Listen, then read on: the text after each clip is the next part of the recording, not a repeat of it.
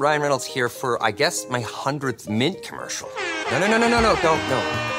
No. I mean, honestly, when I started this, I thought I only have to do like 4 of these. I mean, it's unlimited premium wireless for $15 a month. How are there still people paying 2 or 3 times that much? I'm sorry, I shouldn't be victim blaming here. Give it a try at mintmobile.com/save. Whenever you're ready. $45 upfront payment equivalent to $15 per month. New customers on first 3-month plan only. Taxes and fees extra. Speed slower above 40 gigabytes. See details. What I find, Andrea, is what everybody wants is to stop feeling like an imposter, right? They want to read a book and at the end, like, oh, okay, done, got that, or go to a workshop or a talk and walk in feeling like an imposter and leave not feeling like an imposter, right? And that's not how it works. The feelings are the last to change. So my really mantra is the only way to stop feeling like an imposter is to stop thinking like an imposter. You're listening to Make Some Noise podcast, episode number 573 with guest Valerie Young.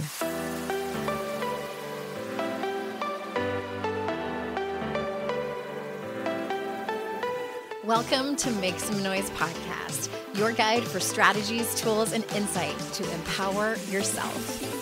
I'm your host, Andrea Owen, global speaker, entrepreneur, life coach since 2007, and author of 3 books that have been translated into 18 languages and are available in 22 countries. Each week, I'll bring you a guest or a lesson that will help you maximize unshakable confidence, master resilience, and make some noise in your life. You ready? Let's go. Hey everyone, welcome to another episode of the podcast. Happy New Year. It's the first podcast episode of the year, and I'm so excited, and I feel slightly guilty that I don't have like a New Year, New You podcast episode for you. But if you've been listening to the podcast for any length of time, you know that that's usually not what I do. Sometimes I put out an episode where I interview somebody who's really good at goal setting and things like that. And I didn't this year. I am focusing on getting guests on that you request.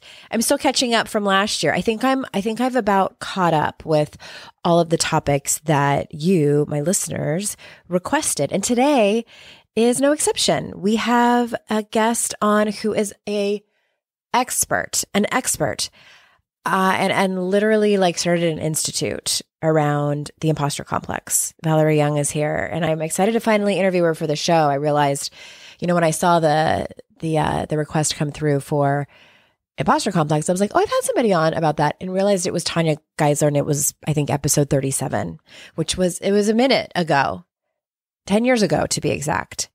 So anyway, it was time to have somebody on, and I'm excited to dive into this topic. She has some really great information and tips. And before we do that, since it's a new year, I just wanted to let you know that I have one opening for coaching. If anybody feels like they need support with their goals in 2024, or if you're listening to this in the future, maybe it's already spring or something like that.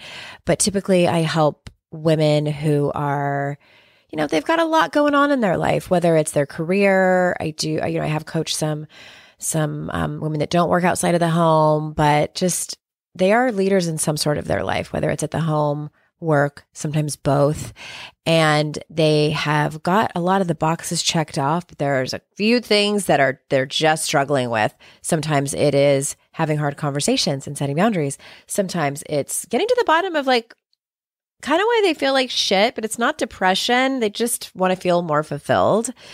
And that would be values work. And then sometimes it's mindset stuff, just confidence and that not knowing the skill set to be able to get to that next level in your life and also carrying those skills with you. The goal is not so that we do the things that you want to do together during our time together and then that's it. And then once you're on your own, you're back to your old habits. The goal is for you to learn new strategies, tools, ways of being, ways of thinking, ways of behaving, so that you can carry it with you.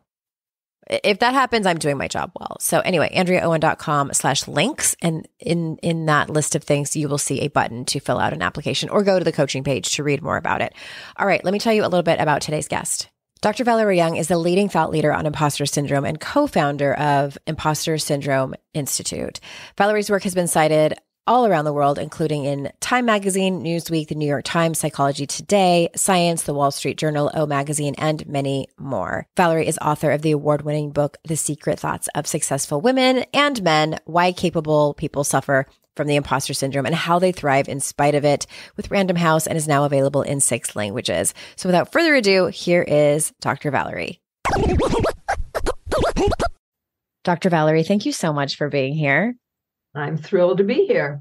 I just realized that I haven't had anybody on to talk about imposter syndrome since it was under my first 30 episodes. I thought it had been more recent, and I did a listener survey earlier this year in 2023, and one of the topics was people said, can you have someone on to talk about imposter syndrome? And I said, well, what better person to have on than you? I think I mentioned this in my invite emailed over. It might have gone to your team, but I quoted you in my second book, How to Stop Feeling Like Shit. Thank you for coming on. Can we start? I'm assuming that most of my listeners know what imposter syndrome is, but so many people, when they hear about it for the first time, say, I didn't know it had a name. So for people listening who might not be clear, can you start by just telling us, what is it? What does it look like in real life? Sure, absolutely. And thank you for having me, Andrea. Imposter syndrome often gets confused as kind of a fancy term for low self-esteem when they are different. I always tell people, think of self-esteem as this kind of global sense we have about ourselves. But imposter feelings are very specific to achievement arenas, work, school, career, job, business. You don't feel like an imposter when you're walking the dog or, emptying the dishwasher. You might in a meeting with people more senior than you or have a very different skill set than you. Or if you're going on a job interview or you're meeting with a big client, experiences like that or getting constructive feedback. The term imposter phenomena, which is the original terminology, was coined by Dr. Pauline Clance and Dr. Suzanne Imes, 2 clinical psychologists, in a journal article in 1978. I just want to kind of flag the term syndrome. It very quickly morphed into being called imposter syndrome, really within like 4 years of their paper coming out. And I don't think it was, including by myself, and I don't think it was because we were now pathologizing it.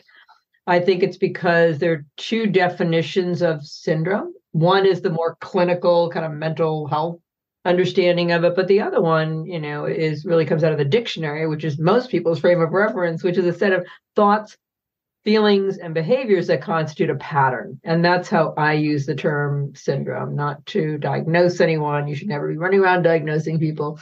With that said, basically what it refers to is this belief that deep down, we're really not as intelligent, capable, competent, qualified, talented as other people seem to think that we are. And we have these feelings despite concrete evidence of our actual accomplishments or abilities.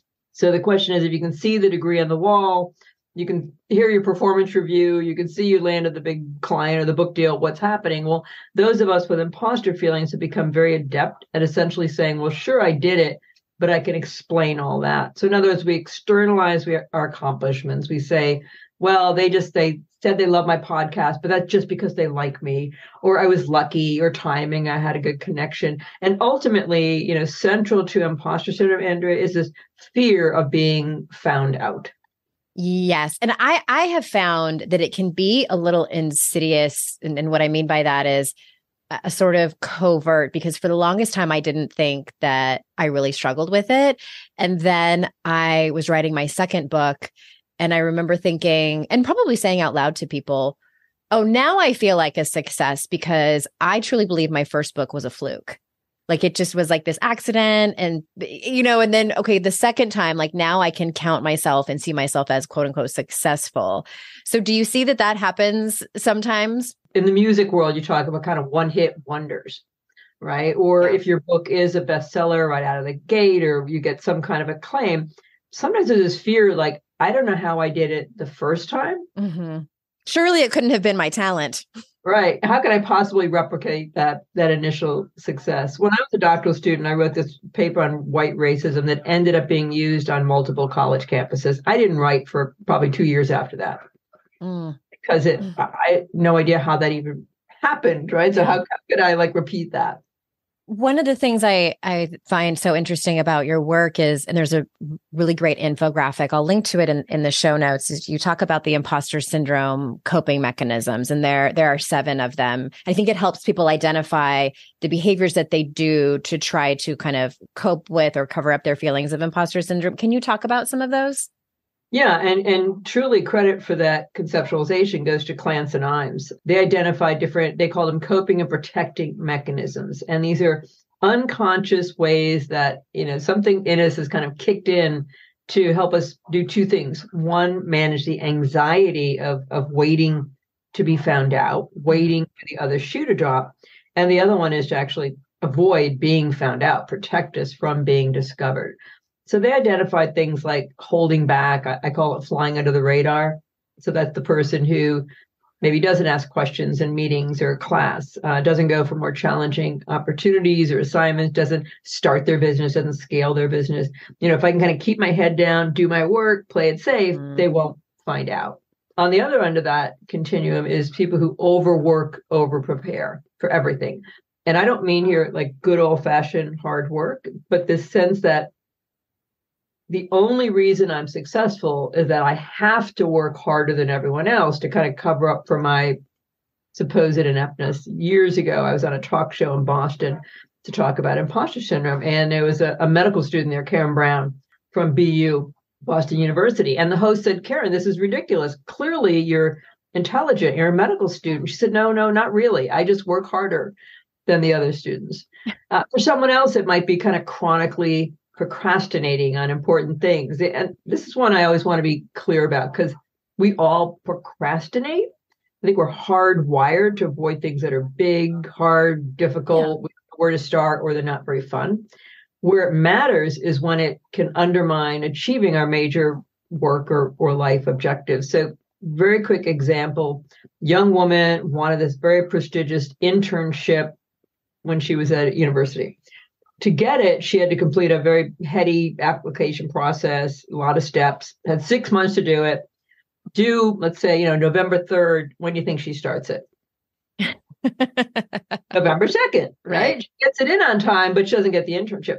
How procrastination protects us is we can say to ourselves, well, I'm disappointed, but I'm hardly surprised because I know it didn't reflect my best effort. The rub is if she had been successful, she probably wouldn't have felt deserving. Mm-hmm. And there's others like never starting or finishing, various forms of self-sabotage, kind of choosing an occupation with kind of a low profile, ever-changing profile, kind of job hopping, thinking, okay, now I've been here a couple of years, the no talent police are going to be on me pretty soon or move on. The gig is up. Yeah. And these are all the thing I want to impress upon people is we're doing the best we can. On an unconscious level, we are trying to take care of ourselves. So I want people to appreciate their pattern and to really dig a little deeper and ask, like, what does this pattern help me avoid? What does it protect me from? And what does it help me get? Because we get something out of these patterns. It sounds like all of these 7 coping mechanisms are normal human behavior, but I just want to emphasize what you're saying is, are you using them in a way to kind of undermine yourself and your success? Well, it's more than using them in a way to protect yourself. Okay. See, here's the thing. So on the one hand, you want to look at how does my pattern serve me? Because if you weren't getting something out of it, Andrea, you would have given it a long time ago. Once you understand what you're getting out of it, it helps me avoid scrutiny or humiliation or disappointment or failure. If I procrastinate, guess what? I get time to do stuff I'd rather do. If I work ridiculously hard, I'm probably going to be successful. So there's something in it. The important thing, and this is based on the work of Gerald Weinstein, long now since retired professor at UMass Amherst, where I went. The next step of that kind of pattern awareness process is to then say, okay, this is what I get, but you never get something for nothing, is what Jerry would say. Mm-hmm. Then you ask yourself, what if I never, what if I just always continue this pattern? What would the price be? What opportunities and experiences might I miss out on? Like, what is the cost? What will happen if I never change it? Once you understand, here's what I get, here's the price I pay, now you can make a conscious decision. Yeah. You might say, you know what, I'm going to keep my lousy pattern. It's working for me. Right. I'm not giving it up. Or you say the price is too high, and then you can make some shifts. As someone who got sober 12 years ago, there's some direct correlations with that kind of thinking. So it's so fascinating. I am the one of the 7 coping mechanisms I want to ask you about, because I'm not super clear on this one, and I have a suspicion it might be one that I use. It's number 3, the use of charm and perceptiveness. What is that one? That's what Clance and I identified that one. They identified, I think, 4 of them, and I added the other 3. Basically, they were working a lot with graduate students and medical students and folks on college campuses. And they would find, in some cases, they would kind of psych out their professors and kind of figure out how they wanted their work done, or kind of gear their work to their professors' kind of pet projects. Mm-hmm. And then ask themselves, if they really knew what I wanted to do, would they think I was so great? Or they would use like humor, and charm, and then kind of, if only the right person would notice my brilliance, right? So they would dazzle them with their personality. Once the person noticed them, they're like, well, what do they know? Right? Mm-hmm. It's like, then you dismiss them because you don't believe them, because you think it's only because they like me. Guilty. When I would go meet with my faculty advisor when I was a graduate student, he was a funny guy. I would never go in there without a joke or a funny story. If I can just keep them laughing, we don't have to talk about my research. Right. We don't have to talk about the actual work. We need to take an ad break, but when we come back, speaking of research, I want to talk about research and what it shows with women's competence in the workplace. We'll be right back.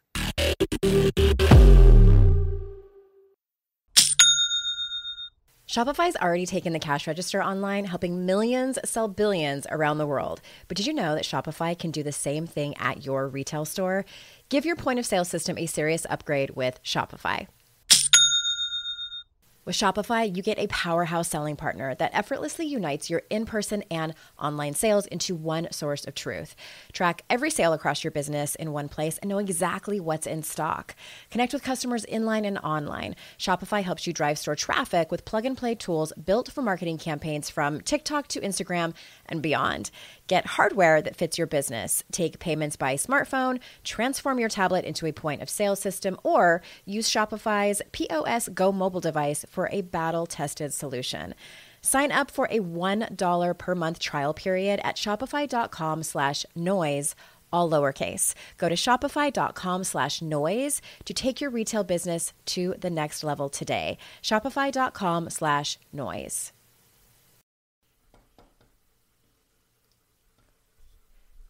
Fast forward to the end of 2024 and think about your goals. What can you do right now to give yourself the best chance of succeeding? If you want to learn a new language, you absolutely should get Babbel. Don't pay hundreds of dollars for private tutors or waste hours on apps that don't really help you speak the language. Babbel's quick 10-minute lessons are handcrafted by over 200 language experts to help you start speaking a new language in as little as 3 weeks. Babbel's designed by real people for real conversations. Studies from Yale, Michigan State University, and others continue to prove Babbel is better. One study found that using Babbel for 15 hours is equivalent to a full semester at college. Now it's so easy to speak simple conversation phrases with the guy that takes care of my lawn without having to consult language apps. Here's a special limited time deal for our listeners. Right now, get up to 60% off your Babbel subscription, but only for our listeners at babbel.com/noise. Get up to 60% off at babbel.com/noise, spelled BABBEL.com/noise. Rules and restrictions may apply.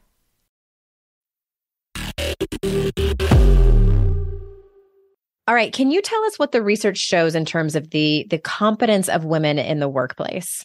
Well, one thing I can say, there's a book called Why Are All the Incompetent Leaders Men? Thank you. And there's a wonderful TED Talk. The guy's an Argentinian researcher, and he's at Oxford and Harvard. Very engaging. So the research shows that everyone overestimates their abilities. Like, how do you think you're going to do on this exam kind of thing? Okay. But men over-exaggerate theirs 30% more often and higher than women do. And women tend to underestimate their success and their competence. I'm generalizing. Their abilities. Yeah. Oh gosh, that's a whole nother conversation for another podcast.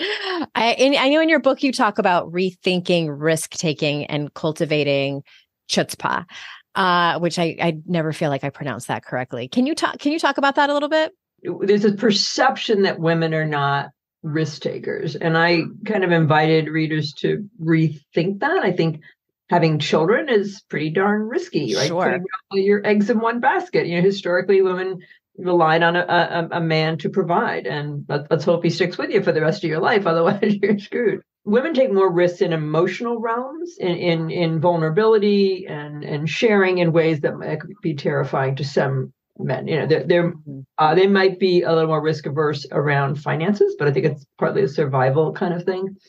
But I do think that we can and should stretch our risk-taking muscles a little bit. Yeah. So I did have a chapter on chutzpah, which is just a lovely, Yiddish term. Yes. Thank you for pronouncing it correctly. Well, I think I am. I am not 100% sure. But, I remember, funny, I was walking my dog thinking of the story this morning for some reason. I can't remember her name, but there was a woman who had written a children's book, and she was trying to get into a bookstore to do a reading, and people would say, well, have your agent call me. So she turned herself into like Holly Smith agent, right? She would call and book these things. It was the same person. Mm-hmm. And she had all these, every time she called a bookstore, she learned something new about how to get in. And so she would apply it. But so anyway, she's Holly Smith.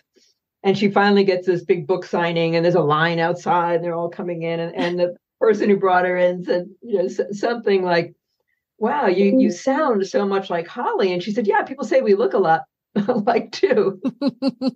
And Steven Spielberg, there was this, famous story about how when he was a young kid, he went on a tour of the studios in Hollywood on the little tram. He kind of hopped off at a rest stop, didn't get back on, introduced himself to somebody there. Said, I've got some movies I'd love to show you. Oh, sure, kid, come back anytime, right? So he shows the guy stuff. The guy's encouraging, but, he's a young kid, so that's it.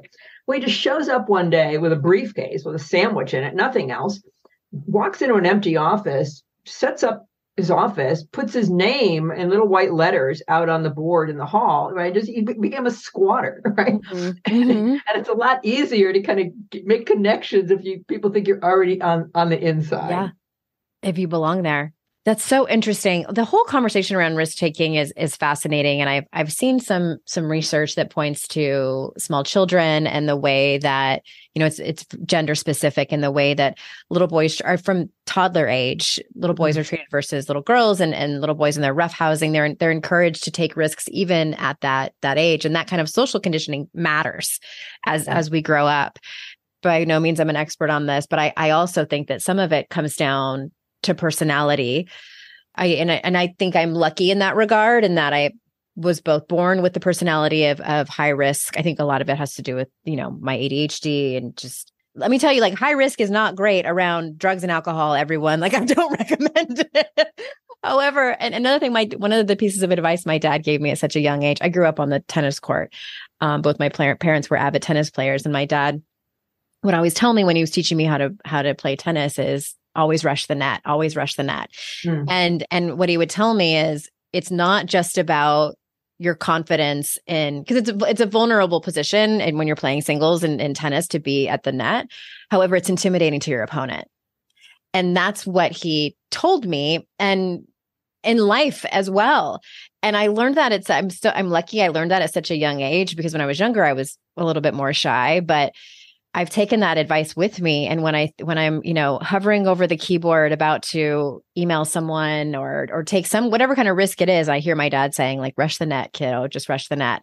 I say all that for my listeners. It's never too late to learn how to rush the net. It's never too late to learn how to take risks. It's just flexing the muscle and practicing, because sometimes you're going to fall on your face. Absolutely. And it's like, what's the worst that can happen? You don't win the game. That's not the end of the world. There's going to be another game. You'll survive it. And that's how you build resilience. I'm really glad you brought that up, Andrew, because I think sports offer, a wonderful analogy. Mm-hmm. The reality is, every game, somebody's going to win and somebody's going to be crying on the bench. Yep. The team that's crying on the bench, they don't hang their uniform up and go home. Right, which is what happens often with young people in STEM. They just kind of drop out when they flunk one course. I guess I'm not qualified, or their business doesn't make a profit in the first month. Oh, I guess I'm not successful. Mm-hmm. And they go watch the game tape. They figure out what they could do differently. They practice more. They get more coaching, and they say, "Let's get them again." I do want to comment. I do think socialization does matter. I I'm sure my niece will not hear this, so I'm going to go ahead and say it, but I watched her husband with my niece when she was like 3. He was constantly saying, be careful, little girl.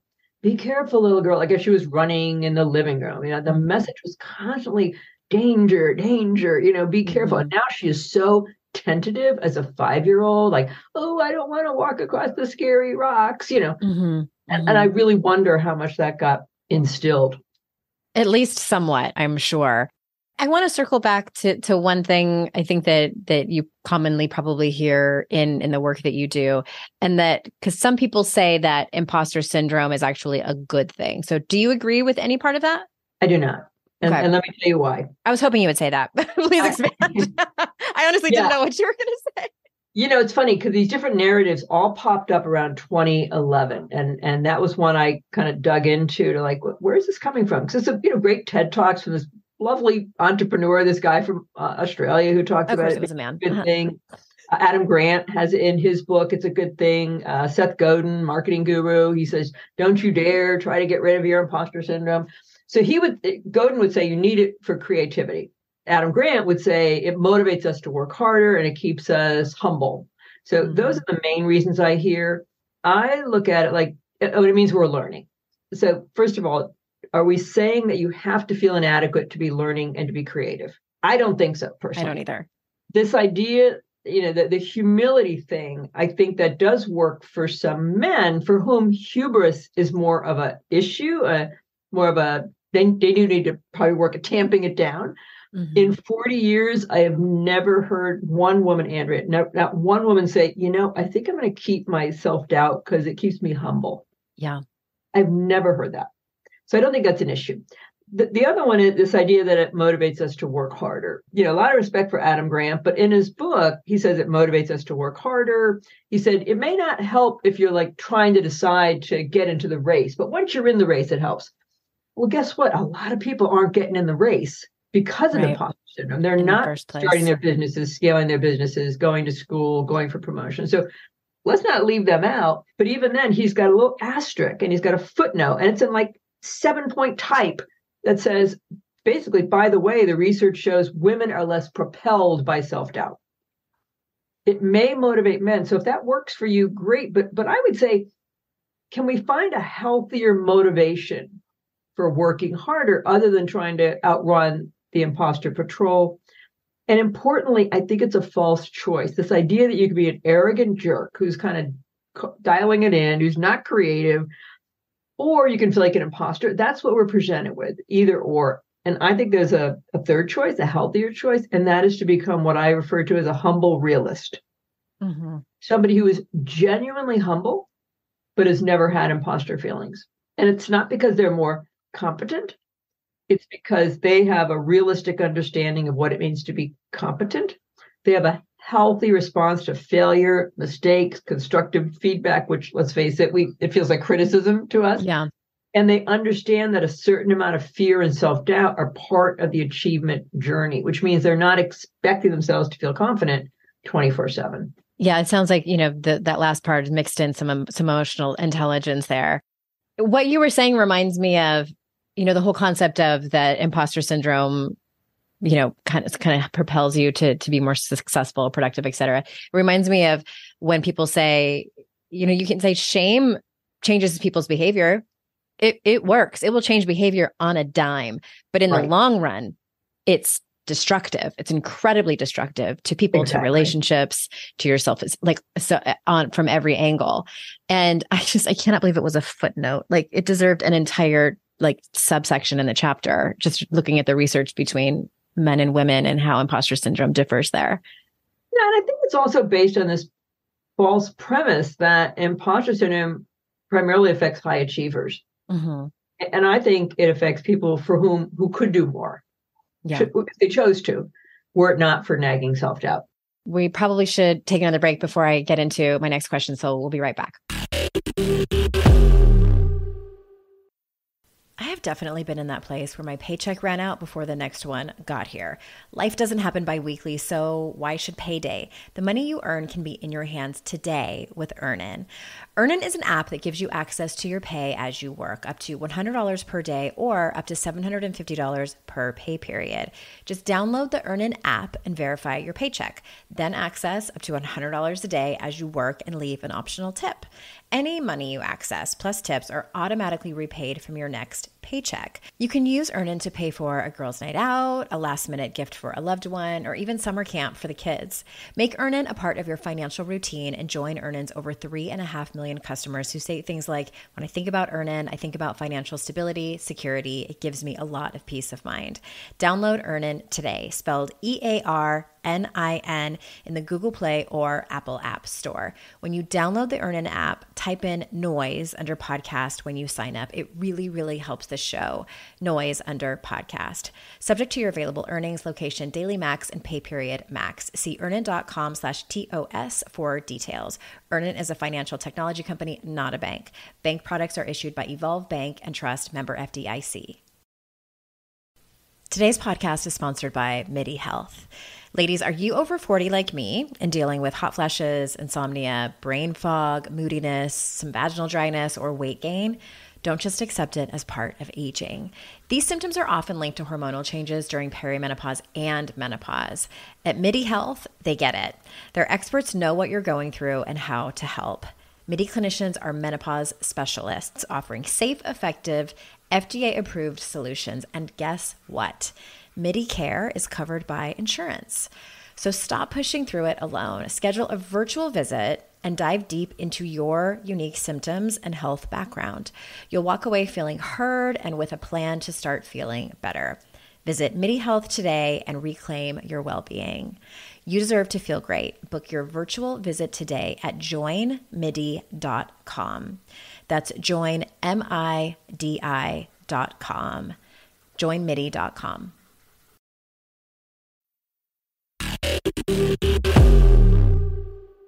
Okay, I would love to not just talk about the problem, but can we talk about solution? And I'm gonna quote from your website. It says, "Imposter syndrome demands immediately usable solutions. The goal is not to fix anyone, rather it's to provide the information, insight, and tools needed to effectively address normal imposter feelings and help those understand the signs of imposter phenomenon. Importantly, these same tools can be applied at both the employee and organizational level." So can you, that's where I would love for you to talk about a little bit is work, because I'm assuming people are listening to this and thinking, that's great, but can you tell all this to my boss?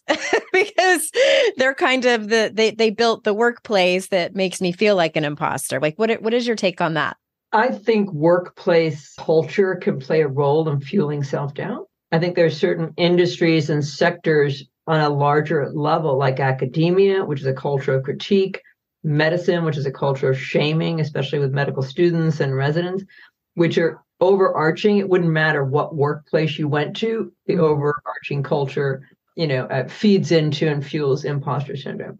But I don't think it is the core source of imposter feelings. We do have to look at societal factors. If you're the first, the few, or the only person who looks like you, and you've got kind of pressure to represent your entire group, and you're on the receiving end of stereotypes about competence or intelligence, whether it's based on age, class, gender, race, disability, language, those are all very important factors. And I think we need to do more contextualizing and less personalizing. At the same time, I don't think it is the only source. Managers do need to become imposter syndrome informed, but a lot of leaders themselves also experience imposter feelings. So I think we can make a lot of interventions in organizations. There's a lot of movement around this concept of psychological safety, which Amy Edmondson, I'm not sure, pioneered. So people feel comfortable speaking up in a meeting, saying, I don't understand, innovating, sharing ideas. To me, the missing link there is, you can make all these organizational changes you want, but if internally, my understanding of what it means to be competent is, perfection. It's knowing 150%. It's never needing any help. It's excelling in multiple roles simultaneously, doing things effortlessly and easily. It doesn't matter what the organization does. I'm going to operate out of that misunderstanding of what it means to be competent. So it sounds like it's both. Absolutely. Well, thank you so much for this. It's one of those things I think that's just can be insidious and sneaky in our lives. And I know that you've spent most of your career studying it. So I appreciate your time. And is there anything you wanted to circle back to before we close up in order to feel complete, underscore, say something new? I think I would. And I think what I find, Andrea, is what everybody wants is to stop feeling like an imposter, right? Mm-hmm. They want to read a book and at the end, like, oh, okay, done, got that, or go to a workshop or a talk and walk in feeling like an imposter and leave not feeling like an imposter. Check off the box. Yeah. Right. And that's not how it works. The feelings are the last change. So my really mantra is the only way to stop feeling like an imposter is to stop thinking like an imposter. So change your thoughts first to think like a humble realist, then act like you believe the new thoughts, even though you don't, but act like you believe them. And over time, the feelings will change and the confidence will catch up. I love that. One of the things I do is kind of just like last note for people listening that might be helpful. And I wrote about this, I think, in my third book. When I'm having imposter feeling thoughts and just like, maybe I shouldn't do that, or I'm definitely not qualified for that. I love the character Cha-Cha de Gregorio from the movie Grease. She has such a small part, but the confidence that woman has is off the charts. Like it's more symbolic than anything. And I ask myself, what would Cha-Cha do? Like she would definitely go for it. And like, it wouldn't even be a second thought. So, whoever that person is whether it's a character, alter ego, what would Dr. Valerie Young do? What would Lady Gaga do? Michelle Obama do? What would, Billie Jean King? Yeah, exactly. Well, where can people go to, we'll put the link to your book and your website in the show notes, but where would you like people to go to learn more about you or your work? They can just go to impostersyndrome.com. I've had that domain since 1995. So my gosh, forever. Oh, that was like the beginning of the internet. It was the World Wide Web. Yeah. www. Exactly. That's amazing. Again, everyone, we'll have that link in the show notes. Thank you for joining me and my guests. I appreciate all of you so much. And remember, it's our life's journey to make ourselves better humans and our life's responsibility to make the world a better place. Bye for now. Hey everyone, thanks again for listening. I would be so incredibly grateful if you haven't done so already, if you could leave a review of this podcast on Apple Podcasts. Super easy if you already listen to your shows over there. But if you don't, or maybe you have the app on your phone, but you listen to the show on a different app, if you could leave a review for this show, it matters so much. I wish I could express how much it matters. I also wish that it didn't matter so much, but alas, it does. So if you haven't already, please go review and rate the show. It would mean so much to me. And thank you so much. I hope you have an amazing day.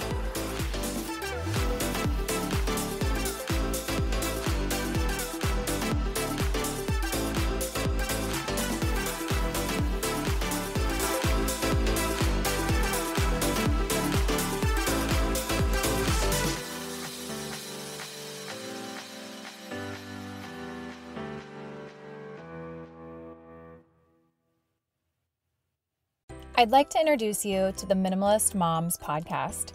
It's hard enough being a mom, and the last thing you need is stress from too much stuff and an overcrowded schedule. For too long, I lived with the mindset that bigger was better, and the more I added to my life, instead of feeling better, I felt overwhelmed. It was time for a radical new mindset. Less is more. I'm not into extremes. I didn't throw everything away. My brand of minimalism is more about adding than subtracting. Get rid of the excess to make room for what you love. In other words, it's about living life with purpose. I hope you'll listen in and my guest and myself can inspire you to think more and do with less. The Minimalist Moms podcast, available wherever you listen to podcasts.